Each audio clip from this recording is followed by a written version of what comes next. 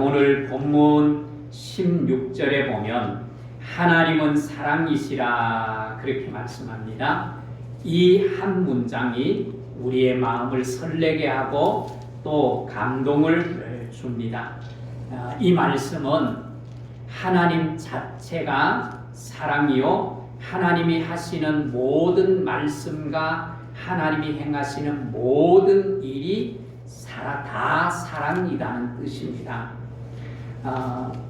이 놀라운 사랑의 정의를 우리가 마음 깊이 다가올 때, 그 사랑의 메시지가 내 마음속에 부딪힐 때 그 하나님의 사랑을 경험하게 될 줄 믿습니다. 그리고 내 안에 놀라운 감동이 넘치게 되지요. 그래서 우리의 인생을 한번 돌아보면 우리의 인생 속에서 감동을 주는 모든 순간순간들을 되돌아보면 하나님이 나를 사랑하셨구나 라는 것을 내가 확인하게 될 때 정말 내 마음속에 왠지 모르는 감격, 기쁨, 즐거움을 누리게 됩니다. 오늘 그런 회복의 역사가 있기를 주의 이름으로 축복합니다. 우리가 살면서 성공할 때도 있고 실패할 때도 있고 또 잘 될 때 형통할 때도 있지만 또 잘 안 될 때도 있습니다. 그리고 더 나아가서 내가 실수하여 죄를 범할 때도 있습니다. 하지만 그럼에도 불구하고 하나님이 나를 사랑하신다. 이 하나님의 사랑을 내가 느낄 때 내 가슴 속에 정말 울컥하는 그런 감동과 기쁨이 내 마음을 지배하게 돼요. 이런 코로나 2년이 넘도록 우리의 마음을 우울하게 했는데 이 하나님의 사랑이 우리의 마음을 회복시키는 기쁨으로 즐거움으로 가득 차는 그런 은혜가 있기를 주의 이름으로 축복합니다. 성경 66권 전체가 하나님의 사랑의 메시지고 또 하나님은 사랑 그 자체입니다. 그리고 하나님의 사랑의 결정체가 뭐죠? 결정체가 십자가입니다. 그리고 십자가를 통해서 우리에게 무엇을 주셨어요? 부활의 생명을 우리에게 주셨습니다. 오늘 이 하나님의 사랑을 경험하는 은혜가 있기를 주의 이름으로 축복합니다. 한번 여쭤보겠습니다. 하나님은 사랑이 많으시다. 하나님은 사랑이 많으시다. 맞는 말이에요? 틀린 말이에요? 예? 맞는 말이에요? 예. 거수로 한번 해볼까요? 하나님은 사랑이 많으시다. 맞다는 분 한번 손 들어보십시오. 틀렸다는 분 손 들어보십시오. 예. 제가 질문한 의도를 아시는 분은 알 거예요. 하나님은 사랑이 많으시다는 것은 틀린 말이에요. 하나님의 사랑이 많고 적음이 아니에요. 왜냐하면 하나님이 사랑 그 자체이기 때문에. 그래서 하나님과 사랑은 동의어예요. 하나님이 사랑이시고 사랑이 누구예요? 하나님이세요. 그래서 이 사랑은 성경이 우리에게 말로만 해주는 사랑이 아니에요. 립 서비스가 아닙니다. 정말 이 사랑을 내가 내 가슴 속에 철저하게 경험되어질 때 내 삶 속에 놀라운 변화가 일어나게 돼요. 오늘 그 놀라운 변화가 내 삶 속에 있게 되기를 주의 이름으로 축복합니다. 조금 전에 말씀을 드린 것처럼 하나님과 사랑은 동의어예요. 그래서 하나님의 속성은 사랑이다 라고 말하죠. 여러 하나님의 속성이 있는데 하나님의 속성 가운데 사랑의 속성이 있다고 하는데 사실은 이 말보다가 하나님은 사랑이시다, 하나님은 자체가 사랑이시다는 말이 훨씬 더 정확한 말이에요. 그래서 오늘 이 하나님의 사랑을 내가 받는다고 하는 이 믿음의 확신이 내게 주어지게 되면 세상을 바라보는 우리의 시각이 달라집니다. 내 앞에 이루어지는 여러 가지 사건과 여러 가지 아픔, 고통이 다가와도 그 모든 것을 하나님의 사랑으로 해석하게 되어지고, 그리고 그렇게 해석되어지는 신앙을 가진 사람이 성숙한 그리스도인의 삶을 살아가게 돼요. 그래서 어떤 환경과 어떤 상황이 다가와도 믿음의 삶을 결단하면서 담력을 얻어 세상을 향해서 믿음으로 전진하게 되고 세상과 맞설 수 있는 그런 힘을 갖게 되는 것입니다. 그래서 이 담력을 얻은 자들은 정말 세상과 맞짱 떠보자. 그래서 세상을 도전해서 승리하는 자가 되는 줄 믿습니다. 오늘 18절을 한번 보십시오. 사랑 안에는 뭐가 없어요? 두려움이 있고 온전한 사랑이 뭐를 쫓는다고요? 두려움을 내어 쫓는다. 그래서 이것은 확실히 믿는 믿음의 결단을 가지면 세상에 두려울 것이 없어져요. 하나님의 사랑이 내 안에 가득 채워지고 하나님의 사랑이 내 안에 충만해지면 어떤 환경을 만나도 세상을 두려워하지 않습니다. 왜? 사랑에는 뭐가 없기 때문에? 두려움이 없기 때문에. 그래서 유명한 성경 주석가인 벵겔은 이렇게 말합니다. 사랑과 두려움의 4단계를 말하는데 제가 준비를 했는데 카톡에 올리지를 못해서 지금 못 띄워서 죄송해요. 그 4단계가 뭔가 하면 첫 번째 단계는 사랑과 두려움이 둘 다 없어요. 내게 사랑의 경험도 없고 또한 두려움도 없어. 이 사람은 무지하게 살아가요. 무식하게 살아가요. 마음대로 살아가요. 두 번째 단계는 사랑은 없고 두려움만 있어요. 사랑은 없는데 두려움만 있는 사람은 어떤 삶을 사는가 하면 율법주의 삶을 살아요. 왜냐하면 두려움이 하나님이 나를 징계하면, 하나님이 나를 혼내시면, 나를 심판하면 어떻게 할까 하는 두려움을 가지고 살 수밖에 없어요. 그래서 율법적으로 살아가요. 그래서 신앙생활에도 자유함이 없고 기쁨이 없어요. 세 번째 단계는 사랑도 있고 두려움도 있어요. 둘 다를 가지고 있어요. 이런 사람은 어떤 삶을 살까요? 갈등의 삶을 살아요. 갈등. 하나님의 은혜가 충만하게 느껴지고 하나님의 사랑이 충만하게 느껴지면 모든 것을 다 가진 것처럼 막 살아가는데 은혜가 쏟아지고 어려움이 다가오면 또 내가 실수하여 죄를 범하면 두려움이 나를 음습해서 어떻게 해요? 이게 신앙생활하는 게 맞는가? 하나님은 살아계시는 거 맞는가? 신앙을 그만둬 버릴까? 그리고 갈등을 해요. 그래서 왔다 갔다 하는 계속 갈등의 삶을 살아가게 돼요. 그 다음에 네 번째 단계가 어떤 단계인가 하면 두려움이 없는 사랑만 있는 단계. 사랑이 있고 두려움이 없는 단계는 믿음의 삶을 살아요. 무슨 삶을 산다고요? 믿음의 삶을 살아요. 왜? 믿음의 삶을 살기 때문에 두려움이 없어요. 심판에 대한, 저주에 대한, 징계에 대한 두려움이 없으니까 세상을 향해서 뭐예요? 당당한 거예요. 그래서 믿음에 도전을 해서 승리의 삶을 살아가게 됩니다. 이렇게 우리가 추구해야 될 단계는 어떤 단계예요? 네 번째 단계인 사랑을 가짐으로 말미암아 뭐가 사라지는 단계? 오늘 18절에 말하는 두려움이 없고 두려움이 사라지는 단계를 추구해야 해요. 벵겔은 이 18절 말씀을 이렇게 정확하게 보고 해석한 거예요.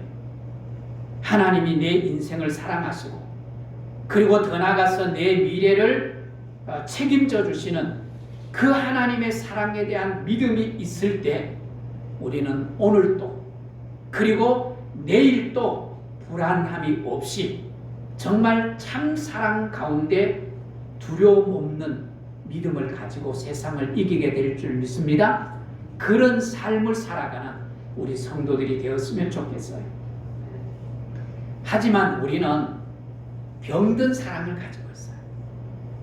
병든 사랑을 가지고 있기 때문에 내가 누군가에게 사랑을 주는데 그 사랑 때문에 상대방은 두려워하기도 하고 또한 상대방이 나를 미워하기도 합니다. 여러분, 부모가 자녀를 사랑해요. 분명히 부모가 자녀를 사랑하는데 그 사랑이 왜곡되어서 비인격적으로 사랑해, 감정적으로 사랑해, 그리고 충동적이에요. 그러면 이 자녀는 어떤 자녀가 될까요? 부모의 눈치를 보면서 늘 불안한 마음을 가지고 살아가는 존재가 됩니다. 또 부모가 자기중심적이야. 아주 이기적인 자기중심적으로 자녀를 양육해. 그리고 자녀를 통제하고 자녀를 조종하는 양육을 하는 부모는 그 자식들은 어떻게 한가 하면 어떻게 하면 이 부모를 떠나 살까? 빨리 떠나고 싶은 거예요. 그래서 집을 나가기도 하고 또 내가 힘이 생겨질 때 독립을 해요. 이렇게 왜곡된 사랑을 주게 되면 사랑을 사랑으로 받지 못하는 거예요. 어떤 젊은 아빠가 아들이 너무 귀엽고 너무 사랑스러운 거예요. 그런데 사랑을 주는데 인격적으로 그를 사랑하지 않아요. 부정적인 사랑의 방식으로 사랑을 주는 거예요. 너무 이뻐서 그런 거 있잖아요. 너무 이뻐서 아이를 사랑을 표현하는데 아이고 이뻐라 그러면서 머리에 꿀밤, 알밤을 딱 주면서 사랑을 표시하는 거예요. 때로는 아이고 이뻐라 우리 새끼 그러면서 막 볼을 꼬집으면서 막 사랑을 표현하는 거예요. 말은 뭐예요? 말은 사랑이에요. 그런데 행동은 뭐예요? 사랑이 아니에요. 그래서 어느 날 아빠가 너무 귀여운 거예요. 너무너무 귀여워서 꿀밤을 딱 주려고 손을 딱 드는 순간에 이 아이가 탁 이러는 거예요. 그때 아빠가 깨달은 거예요. 이 아빠가 굉장히 똑똑한 아빠예요. 아, 내가 사랑을 주는데 이 아이는 뭐로 느끼는 거예요? 폭력으로 느끼는 거예요. 폭력. 그래서 아빠를 막으려고 하고 아빠로부터 도망가려고 해요. 이게 인간들이 가지는 왜곡된 사랑이에요. 그런데 여러분, 하나님은 우리를 인격적으로 대하세요? 비인격적으로 대하세요? 아주 인격적으로 대하세요. 그래서 인격적인 하나님은 그 하나님의 사랑에는 뭐가 없어요? 두려움이 없어요. 우리에게 두려움을 주지 않습니다.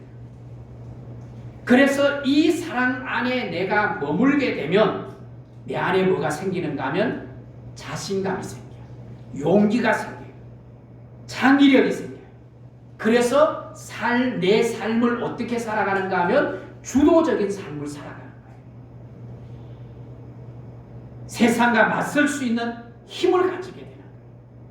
이게 얼마나 놀라운 일인지 몰라요.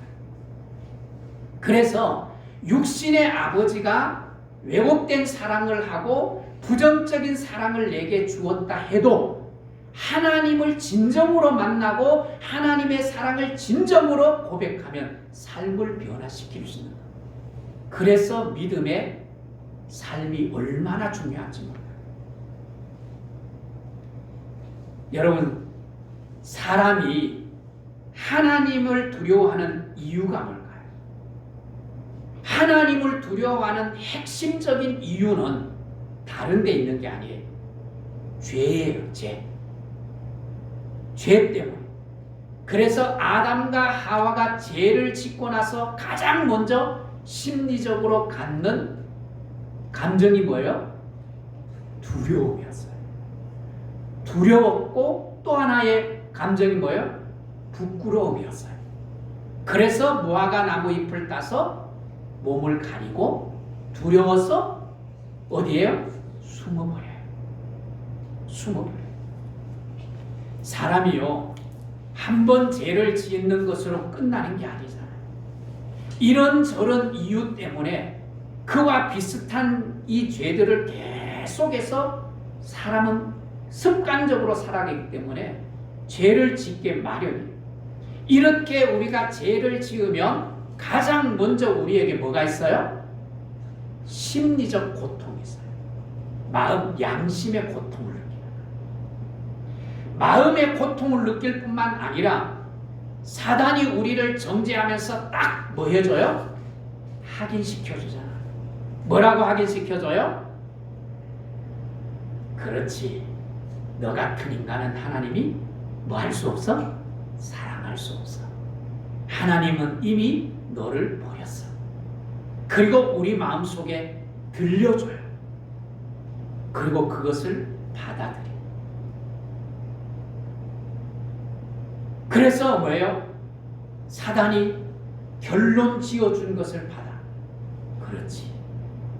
이런 나는 하나님께 사랑을 받을 수 없을 거야. 하나님은 나를 뭐 하지 않을 거야? 용서하지 않을 거야. 그러면서 내 안에 뭐가 확 찾아와요? 뭐가 찾아와요? 죄의 결과가 뭐다는 걸 내가 알아. 죄를 지으면 하나님이 심판하신다. 하나님이 징계하신다는 결과를 알아. 그러기 때문에 내 안에 뭐가 찾아와요? 두려움이 찾아와. 불안이 찾아와. 그래서 하나님의 사랑을 못 믿으면 정말 그 다음에는 심판이 있다는 것을 직감하기 때문에 두려워할 수밖에 없는 거예요. 오늘 하나님을 무서워하는 이유가 무엇인지 아지요? 왜 하나님을 우리가 무서워할까요? 하나님이 우리를 너무 잘 아십니다. 나의 과거도, 나의 현재도, 나의 미래도 너무너무 잘 알아요. 내 미래를 보신, 내 지금 현재를 보신 하나님은 나를 사랑하지 않을 거예요. 그러면서 두려움을 가지게 됩니다. 이런 두려움을 없애기 위해서. 자, 17절 우리 같이 한번 읽겠습니다. 17절. 이로써 사랑이 우리 안에, 17절입니다. 같이 읽습니다. 이로써 사랑이 우리에게 온전히 이루어진 것은 우리로 심판날에 담대함을 가지게 하려 함이니 주께서 그러하심과 같이 우리도 이 세상에서 뭐 한다고요? 그러하다. 주께서 담대함을 가지신 것처럼 우리도 하나님의 사랑을 느끼고 경험하여 뭘 가지기를 원하시는 거예요? 담대함을 가지기를 원하시는 거예요. 담대함.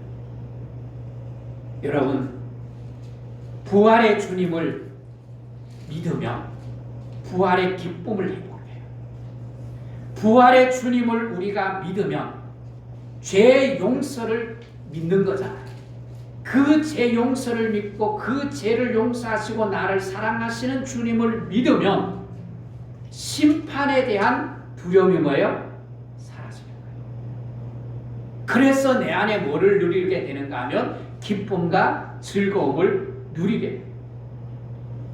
근데 예수 그리스도를 우리가 믿지 못하면 심판에 대한 두려움을 가지게 되기 때문에 용서에 대한 확신도 사라지게 돼요. 오늘 우리가 하나님이 내 미래, 내 현재, 또 내 과거의 죄까지도 우리를 위해서 예수님을 십자가에 내어주셨잖아요. 여러분 믿으세요? 이 믿음이 내 안에 확신으로 다가올 때 우리는 흔들림 없이 주님 안에서 살아가면서 담대함을 가지고 살아가는데 그 삶에 감격 있고 기쁨이 있는 거예요. 하나님의 약속이 뭐예요? 너희의 모든 죄를 영원히 뭐 하시겠다? 사하시겠다. 이게 하나님이 우리에게 주신 성경 66권을 통해서 우리에게 주시는 메시지잖아요. 이걸 우리가 받아들이면 아무리 사단이 우리에게 양심적 메시지를 줘요. 너 죄 지었잖아. 너 나쁜 짓 했잖아. 그러니 너는 하나님의 사랑을 받을 수 없어. 하나님이 이미 너를 버렸어. 그런 양심의 메시지를 우리가 받는다 해도 이 하나님의 용서에 대한 확신, 그 사랑을 확신하면 어떻게 해요? 무슨 소리? 무슨 소리? 사단아 물러가라. 사단아 물러가라. 그러면서 내가 죄는 범했기는 하지만 하나님은 불변하시고 영원히 사랑하신다는 그 하나님의 사랑을 내가 믿기 때문에 뭐예요? 당당해집니다. 회개하고 당당해집니다. 오늘 이 놀라운 은혜를 여러분의 삶 속에 그저 간념적으로 생각 안에서 머리 안에서 머무는 신앙이 아니라 내 삶에서 체험되어지는 그런 믿음을 가지기를 주의 이름으로 축복합니다. 왜 사람이 죄를 지으면 두려워합니까? 그리고 죄가 무엇입니까? 여러분 일반적으로 우리가 죄 그러면 사회에서 죄는 도덕적이고 윤리적인 기준을 가지고 죄를 말합니다. 그러나 성경이 말하는 죄는 그런 죄가 아닙니다. 성경이 말하는 죄는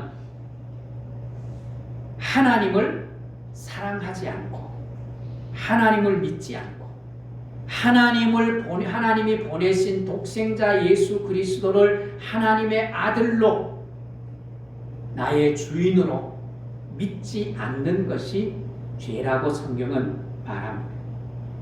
그게 얼마나 심각한 죄인지 그것으로 인하여 심판을 받고 지옥 형벌을 받게 되는 거예요. 로마서 고린도전서 16장 22절에 만일 누구든지 주를 사랑하지 아니하면 저주를 받을지니 그래서 주를 사랑하지 않는 것을 저주, 심판을 받는다. 우리가 도덕적인 하나님은 우리에게 완벽한 도덕적인 삶을 살기를 요구하지 않아요. 또 그럴 생각도 하나님은 가지지 않습니다. 왜? 우리는 이미 본성적으로 죄성을 가지고 있어요. 죄인이기 때문에 절대적인 선을 행하고 살 수 없다는 걸 알아요? 몰라요?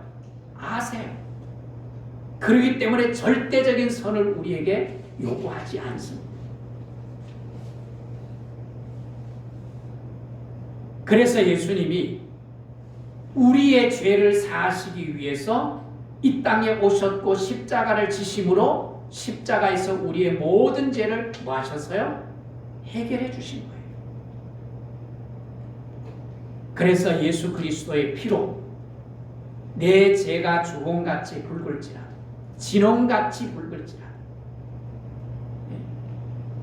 그 모든 죄를 우리 예수 그리스도의 보혈로 깨끗이 씻어주신 줄 믿습니다. 그러면 하나님이 이 사랑을 언제부터 시작하셨느냐? 하나님의 이 사랑은 영원 전부터 시작했다는 거예요. 에베소서 1장 4절에 창세전에 그리스도 안에서 우리를 택하사 우리로 사랑 안에서 그 앞에 거룩하고 흠이 없게 하시려고 했어요. 언제부터요? 창세 전에 우리를 계획하시고 우리를 품으시고 그리고 우리가 이 땅에 태어날 때 하나님이 우리를 향하여 사랑을 뭐 하셔서요? 쏟아 부으신 거예요. 우리가 얼마나 하나님 앞에서 준비된 존재인가를 알 수 있어요. 자녀를 가지면 엄마가 뭐 하지요? 엄마가 뭐예요? 자녀를 안 가져보셨나요? 자녀를 가지면 임신을 하면 여자들이 뭐예요? 예? 태교를 하잖아요. 태교. 그게 뭐예요? 자녀를 준비시키는 거잖아요. 나도 준비하고. 하나님이 우리를 준비하셔서 보내신 거예요. 그래서 우리는 준비된 존재예요. 그래서 하나님이 우리에게 성령을 부어주시고 그 성령을 통해서 예수 그리스도가 나의 구주이심을 뭐하게 하시고 고백하게 하시고 그리고 나를 자녀 삼아주시는 거예요. 그래서 이 하나님의 사랑을 경험한 사람들이 어떻게 살아가는가 하면 사도행전 2장 44절 45절에 또 재산과 소유를 팔아 각 사람의 필요를 따라 나누어주며 날마다 마음을 같이하여 성전에 모이기를 힘쓰고 집에서 떡을 떼며 기쁨과 순전한 마음으로 음식을 먹고. 무슨 말입니까? 우리가 살면서 그 돈을 생명보다가 더 소중히 여기고 때로는 하나님보다가 더 귀하게 여기는 마음이 우리를 유혹하잖아요. 그래서 우리가 살면서 돈의 위력, 돈의 파워가 얼마나 세다는 것을 우리가 경험적으로 알아요. 또 이것을 성경은 미리 돈을 어디에 갖다 놓지 말라고? 하나님의 자리에 갖다 놓지 말라고 말해요. 왜? 돈의 힘, 파워가 그만큼 세다는 거예요. 그런데 여러분, 그렇게 돈의 힘의 파워가 있어도 내가 하나님의 사랑에 충족되고 하나님의 사랑을 경험하면 내가 애써서 힘들어서 번 돈을 남을 위해서 쓰는 이타적인 삶을 사는 거예요. 이타적인. 세상 사람들이 보면 미쳤지. 아니 그렇게 힘들고 고생스럽게 번 돈을 남을 위해서 뭐 영혼을 위해서 쓴다고? 미치지. 미쳤지 미쳤어. 이렇게 말할 수 있습니다. 그런데 여러분 우리가 그 하나님의 사랑에 충족되면 마지막 우리의 지갑 열까 말까 고민할 수 있어요. 마지막 지갑의 핵심이 진정한 핵심이라고 말하지 않습니까? 믿음의 수준에 따라 다 다를 수 있어요. 지갑을 안 넣을 수도 있고 조금 넣을 수도 있고 많이 열어서 많은 사람에게 나누겠다고 결단하는 사람도 있습니다. 그게 변화된 삶, 하나님의 사랑을 충족한 사람들의 변화된 삶입니다. 그래서 지금까지는 내가 이기적인 삶을 살았는데 하나님의 사랑에 충족되면 이제는 이타적인 삶을 살게 됩니다. 내 중심적인 아닌 너와 함께 더불어 사는 삶을 결단하게 됩니다. 그래서 오늘 본문 20절을 한번 보십시오. 20절을 보시면 20절 우리 같이 한번 읽겠습니다. 누구든지 하나님을 사랑하노라 하고 그 형제를 미워하면 이는 거짓말하는 자니 보는 바 그 형제를 사랑하지 아니하는 자는 보지 못한 바 하나님의 사랑을 뭐 할 수 없어요? 알 수가 없는 거예요. 하나님을 사랑할 수가 없는 거예요. 여러분 그렇습니다. 예수 그리스도를 만나 그 예수 그리스도의 사랑을 경험하면 예수님처럼 이타적인 삶을 살려고 몸부림치게 되는 거예요. 그것이 뭐예요? 예수의 사랑, 하나님의 사랑을 경험한 사람들의 삶의 변화입니다. 우리가 사순절을 보내면서 한 끼 금식을 통해서 아프리카 사람들, 어린 아이들을 생명을 살리는 일에 함께 하자고 우리가 나누었습니다. 이것은 우리가 여기에 참여할 수도 있고 참여하지 않을 수도 있지만 정말 하나님의 사랑을 내가 경험하며 그들도 하나님의 자녀이기에 또 그들도 앞으로 하나님의 자녀가 될 예비신자들이기에 우리가 그들에게 다가가는 거예요. 이 사랑을 가지고. 사랑하는 성도 여러분, 하나님의 사랑을 믿는 사람은 십자가의 용서와 그 은혜를 믿기 때문에 심판에 대한 두려움이 사라지고 담대하고 그리고 힘을 가지고 세상과 맞서서 도전하는 믿음의 사람이 될 뿐만 아니라 그 삶에 충만한 기쁨과 즐거움과 자유를 누리면서 더불어 사는 삶을 살게 되는 줄 믿습니다. 오늘 우리가 그런 복된 삶을 살아가는, 그래서 정말 부활의 주님을 만난 삶, 그 삶을 여러분의 삶 속에서 새롭게 살아갈 수 있는 복된 은혜가 있기를 주의 이름으로 축복합니다. 축복합니다.